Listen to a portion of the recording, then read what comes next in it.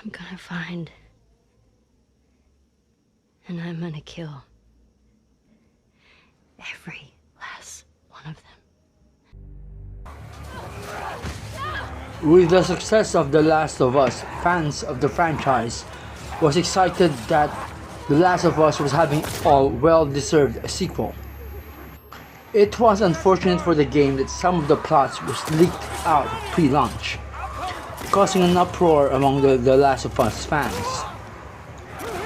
I, being an avid The Last of Us fan, have made and highlighted the game very often in some of my videos, so it's also disturbed me when I learned Naughty Dog killed Joel. But I played the game with an open mind and wanted to see what The Last of Us 2 is all about. Hi, this is Demigod Christie, and this is my Pinoy game review, reviewed by a 40-ish gamer for gamers. Before we begin, we publish gaming content every day, so like and subscribe, and don't forget to push the notification button so you will be informed of any new uploads on our videos. Jesse, take over. As much as I try to avoid it, there may be spoilers, so spoilers alert.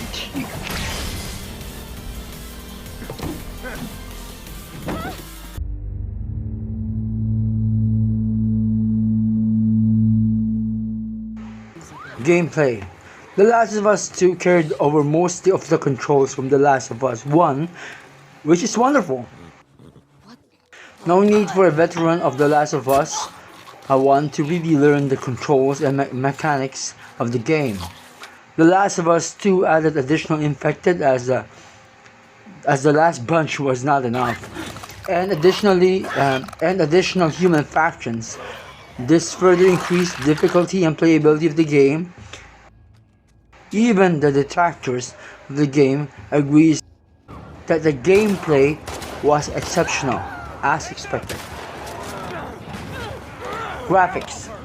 Graphics was greatly improved in terms of the environment, but really unsure how it affected the characters, even the NPC graphics. I would even often focus at teenager Ellie in the flashbacks and saw her face was a little quirky and weird than usual. As usual for these large games, bugs and glitches are expected and would be discussed separately on another video. Story. Now here is where the hate begins. I may need to discuss on a separate video some points that I will raise here. Teeth marks and cysts and... Ow! Fuck you. What? Hey! I told you a real fucking story. I did tell you a real fucking story. In The Last of Us 1, the story revolves around Joel and Ellie. How an embittered father softened and became the father that Ellie never had. Always caring, protecting, Stop! Stop! Fucking touch me! and loving unconditionally. It's me! Look! It's me. He tried to... Oh, baby girl. It's okay. It's okay. No. It's okay. The hate began when they decided to kill Joel. You stupid old man. You don't get to rush this. Almost immediately and helplessly, fans who grew to love Ellie and especially Joel felt betrayed. They have waited for almost a decade for its sequel, only to kill their most beloved hero. So what do? They hit social media, giving their opinion on a game they haven't even played yet, or have not yet finished. The Last of Us 2 started with Joel telling Tommy what really happened with the Fireflies. There was one troll who said The Last of Us 1 was and 2 are not connected. Guys, as you read the review, be very wary. If you're listening to a true gamer that games, or just another troll that loves trashing a game. The Last of Us 2 gave full homage with flashbacks and their conversations.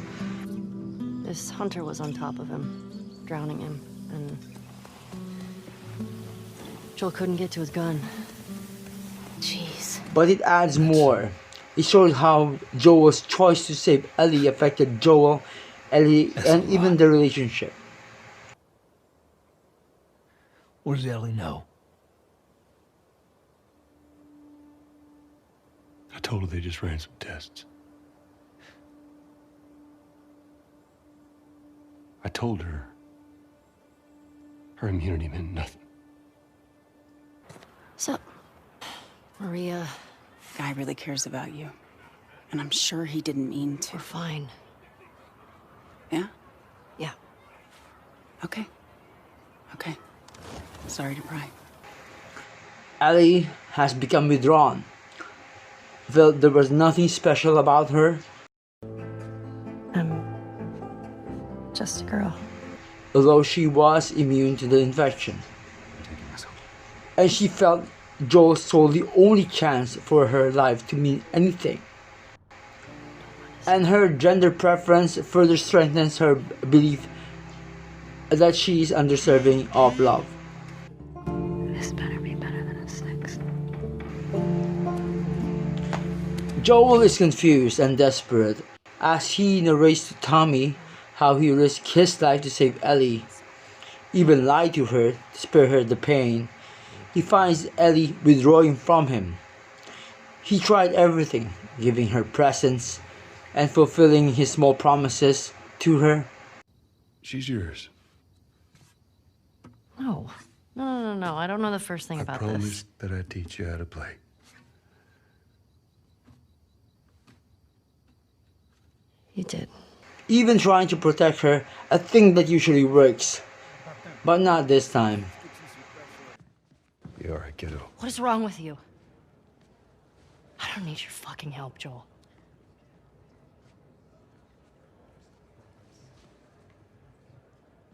Right. The relationship has become confusing at best. In the back of Ellie's mind, she knew Joel was hiding something from her. He is lying. And when she found out what it was, she felt cheated of her choice. And she could never forgive Joel. Don't you fucking touch me!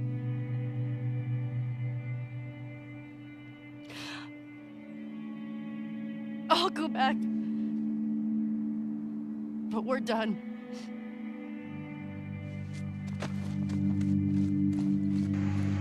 But she will try.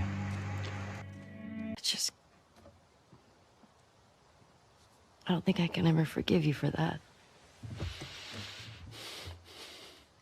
But I would like to try. I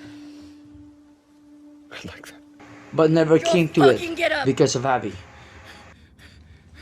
Please stop! Please don't shoot! Joel, please get up!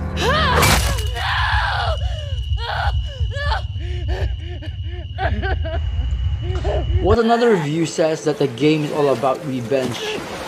But if you finish it, you will see that the game is never about revenge, but on the contrary.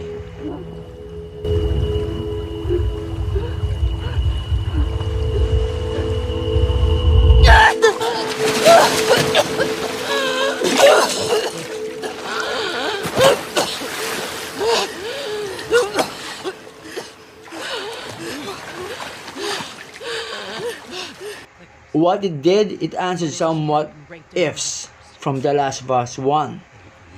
What if Marlene was allowed to live, hypothetically? Wait! Let me go. Please. You just come after her. And what is the other side of the story? Again, we'll be discussing this in another video. Dad! Dad! No!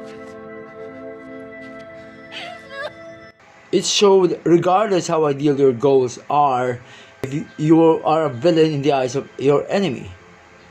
There are always many sides of the story, And a hero is not always a hero in all of these versions. Please don't shoot. Joel, please get up. Only gamers that focus on hero worship rather than a good story. The Last of Us is an example of a game mimicking real life. Naughty Dog, instead of playing with the idea of what games of the hero worshipping gamers wanted, they gave us a genuine depiction of an apocalyptic Earth. The game is full of layers, but simply says the game is honest. People die. Sometimes people we have grown to love. Sometimes painful and violent. And people who have been left behind are left to pick up the pieces.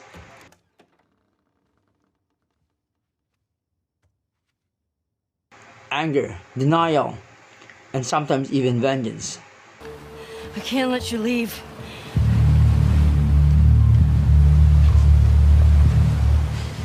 I'm not doing this.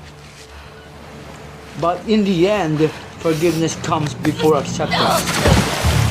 Ellie must forgive Joel, Abby, and even herself. Again, we'll discuss this more in detail in another video. And for me, this game is an absolute 5 over 5 and a must buy for gamers that really wanted a good and honest story. It has a high repeatability.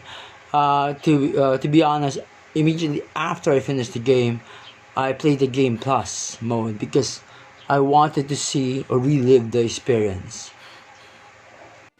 Oh my god.